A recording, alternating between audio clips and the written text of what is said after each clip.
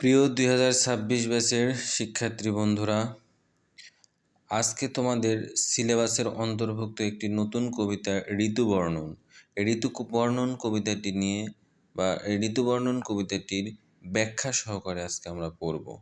তো ঋতুবর্ণন কবিতাটি মধ্যযুগের কবি আলাওলের লেখা পদ্মাবতী কাব্যের ঋতুবর্ণন খণ্ডের একটি সংক্ষিপ্ত অংশ থেকে নেওয়া হয়েছে, মানে সংক্ষিপ্ত আকারে নেওয়া হয়েছে এই কবিতাটি। তো আমরা ব্যাখ্যা সহকারে পড়ার চেষ্টা করি কবিতাটি। প্রথমে বসন্ত ঋতু নবীন পল্লব, দুই পক্ষ আগে পাছে মধ্যে সুমাধব। অর্থাৎ প্রথমে বসন্ত ঋতুর বর্ণনা করেছেন কবি আলাওল। তো বসন্ত ঋতুতে সাধারণত কি হয়, নতুন পাতা গজায় গাছে গাছে, এজন্য বলছে নবীন হচ্ছে এখানে নতুন, আর পল্লব হচ্ছে পাতা। তো বসন্ত ঋতুতে গাছে গাছে নতুন পাতা গজিয়েছে।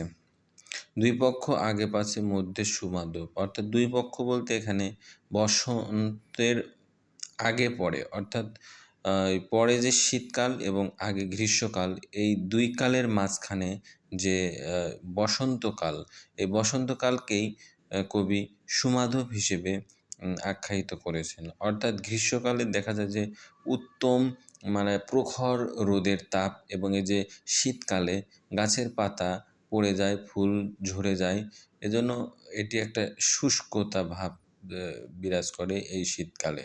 তো এই দুই ঋতুর মাঝখানে যে একটা ওই সুন্দর বা উত্তম যে বসন্ত, অর্থাৎ গাছে গাছে নতুন পাতা গজায়, ফুল ধরে, ফুলে ফুলে গাছ শোভিত হয়, এজন্য একে কবি সুমাধব হিসেবে আখ্যায়িত করেছেন উত্তম বসন্তকালকে। মলয়া সমীর হইলা কামের পদাতি। মলয়া সমীর এখানে দক্ষিণ দিকের স্নিগ্ধ বাতাসকে বলা হয়েছে। হইলা মানে হলো, কামের হচ্ছে এখানে প্রেমের দেবতাকে বোঝানো হয়েছে, পদাতি মানে সংবাদ বাহক বা বার্তা বাহক। অর্থাৎ দক্ষিণা সমীর কি করছে এখানে, কামের দেবতা অর্থাৎ প্রেমের দেবতার বার্তা বাহক হিসেবে কাজ করছে। মুকলিত মানে মুকুল, কইল মানে করিল, তবে বৃক্ষ বনস্পতি। অর্থাৎ বনস্পতি মানে কি, অর্থাৎ যে গাছে ফুল ধরে না কিন্তু ফল ধরে, সেটাই হচ্ছে বনস্পতি। তো ওই বনস্পতি বৃক্ষে মুকুলের দ্বারা কি পরিপূর্ণ হয়ে আছে।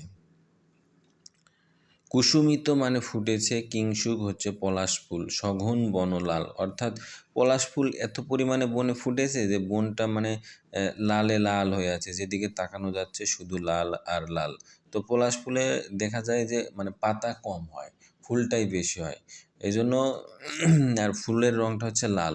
তো বাগানের যেদিকেই তাকানো যায় সেদিকেই শুধু লাল আর লাল। পুষ্পিত সুরঙ্গ মল্লী লবঙ্গ গুলাল। পুষ্পিত বলতে এখানে মানে শুধু পলাশ ফুলই ফোটে নাই, আরও নানান ধরনের ফুল ফুটেছে, এজন্য সুরঙ্গ মল্লী মানে সুন্দর রং, সুরঙ্গ হচ্ছে সুন্দর রঙের, মল্লী মানে বেলি ফুল।